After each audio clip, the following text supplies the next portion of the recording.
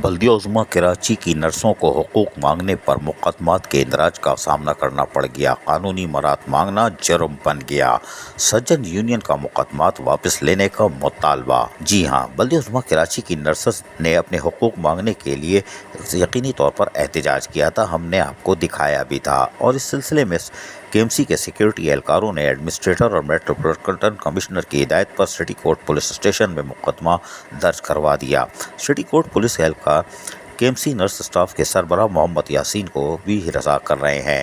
Nurse staff نے اپنی اپ gradation nurses میں uniform allowance, corona duty allowance کی ادائیگی کے لیے چند روز قبل کے ایم سی ہیڈ آفس میں احتجاج کیا تھا، جس پر ان پر مقدمات درج کروا دیے گئے۔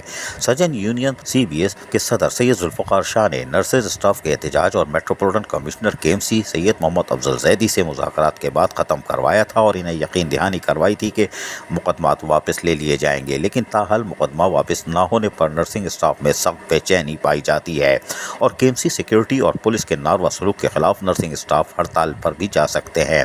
لیکن سرجن یونین کے سربراہ سید ذوالفقار شاہ نے نرسنگ اسٹاف کو ہڑتال کرنے سے گریز کرنے اور مقدمے کے خاتمے کے لیے مکمل تعاون کا یقین دلا دیا۔ عید کے فوری بعد اس سلسلے میں بلدیہ عظمیٰ کراچی کی انتظامیہ سے مذاکرات کے بعد مسئلے کو حل کروایا جائے گا۔ یہ عجب داستان ہے۔ جب میٹروپولیٹن کمشنر نے ملاقات کرنے کے بعد ان کو خوشخبری دی تھی اور تقریباً 2 مطالبات مان لیے تھے، تو پھر مقدمے کا کوئی جواز نہیں بنتا۔ لیکن حیران کن طور پر میٹھا میٹھا ہاپا، پھر پیچھے سے کڑوا کڑوا تھو تھو، لیکن یقینی طور پر سرجن یونین ایکشن میں آ چکی ہے، اور یقینی طور پر ایڈمنسٹریٹر ہوں یا میٹروپولیٹن کمشنر فوری طور پر اس مقدمے کو واپس لیں گے، تاکہ نرسنگ اسٹاف میں پہلے بھی بے چینی کا خاتمہ کیا جا سکے، کیونکہ یہ نرسنگ ڈپارٹمنٹ صرف بلدیہ عظمیٰ کراچی کے 14 اسپتال نہیں بلکہ ان کا پورے کراچی میں ایکا ہے۔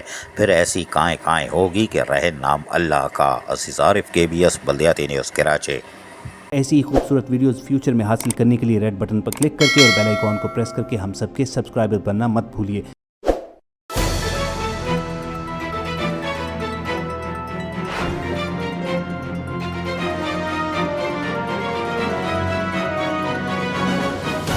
KBS بلدیاتی نیوز۔